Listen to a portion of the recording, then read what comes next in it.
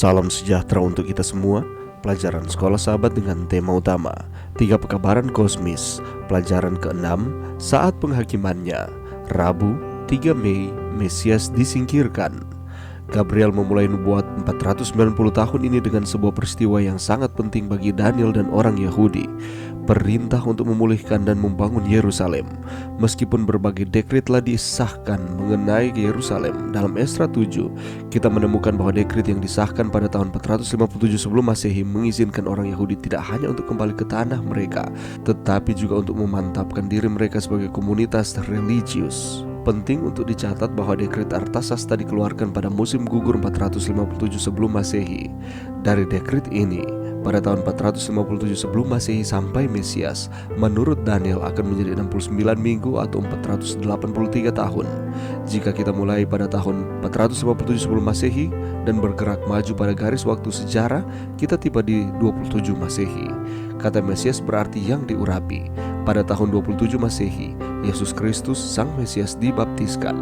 Daniel meramalkan ratusan tahun sebelumnya, tahun yang tepat untuk pembaptisan Kristus, waktu di mana Yesus akan memulai 3,5 tahun pelayanannya. Bacalah Roma 5 ayat 6-9 bersama dengan Daniel 9 ayat 26. Kebenaran besar apakah yang diungkapkan di sini?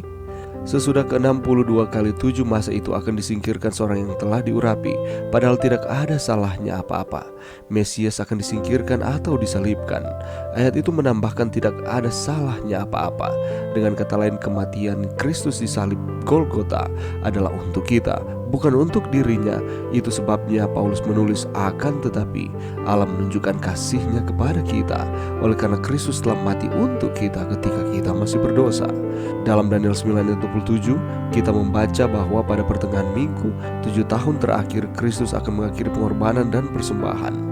Pada pertengahan minggu ke-70 ini, pada tahun 31 Masehi, Kristus mengukuhkan perjanjian abadi dengan darahnya dengan mati di kayu salib, dan sistem pengorbanan kehilangan semua signifikansi nubuatan.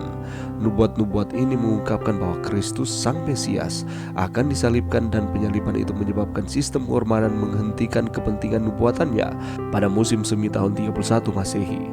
Prediksi ini terpenuhi dalam setiap detail. Tepat pada Paskah, ketika imam besar sedang mempersembahkan anak domba Paskah, Kristus dikorbankan bagi kita.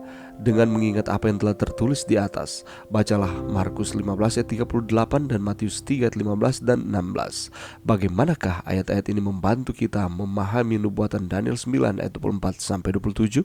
Pelajaran yang bisa kita dapatkan pada saat ini. Pada akhir penglihatan tentang 2300 petang dan pagi, Daniel itu menjadi heran karena dia tidak dapat memahami apa maksudnya dari 2300 petang dan pagi ini.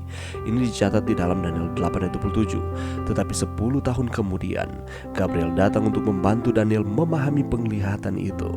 Wahyu yang terakhir ini memberikan informasi yang hilang dan mengungkapkan bahwa pekerjaan Mesias harus diselesaikan menjelang akhir periode 70 minggu.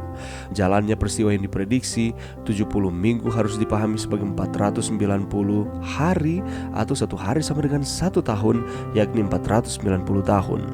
Dan titik awal untuk periode ini adalah perintah untuk memulihkan dan membangun kembali Yerusalem.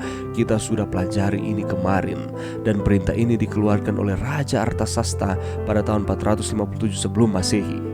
Dan kalau kita membaca di dalam Esra pasal 7, kita akan menemukan bahwa dekret yang disahkan pada tahun 457 sebelum Masehi ini mengizinkan orang Yahudi tidak hanya untuk kembali ke tanah air mereka, tetapi juga untuk memantapkan diri mereka sebagai komunitas religius atau keagamaan. Menurut ayat firman Tuhan, 70 minggu tersebut ditentukan atau terpotong.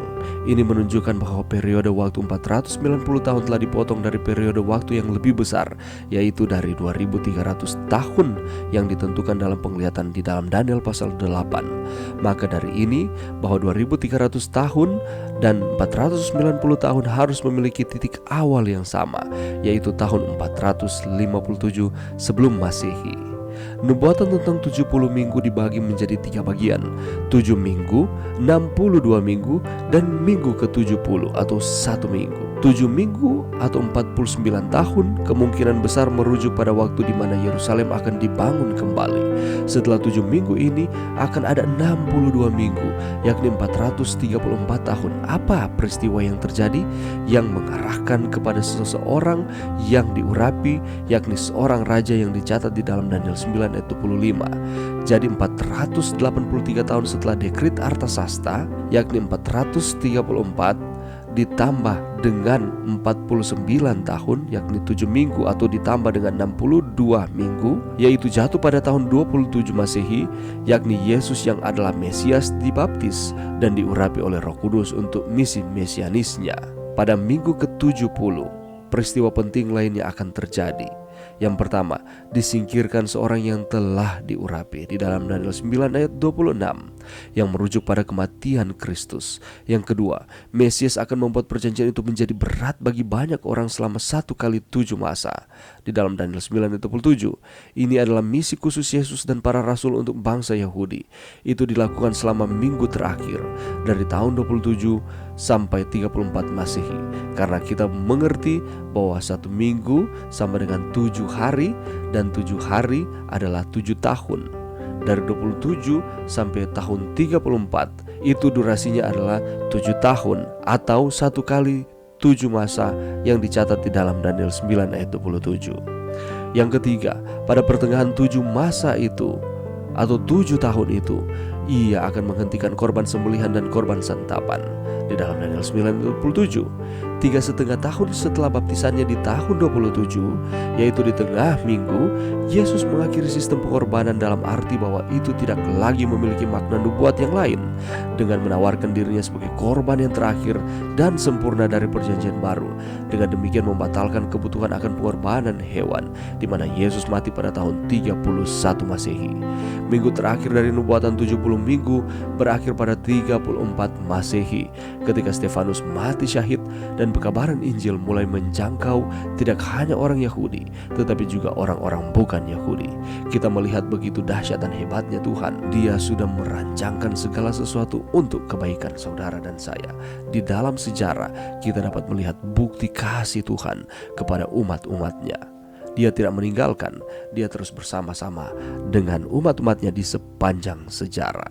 Mari berdoa. Terima kasih Tuhan atas firman-Mu pada saat ini. Bantu kami Tuhan untuk kami dapat mengerti nubuatan ini, dan bantu kami Tuhan untuk kami terus setia kepada Tuhan. Ini doa kami di dalam nama Yesus. Amin.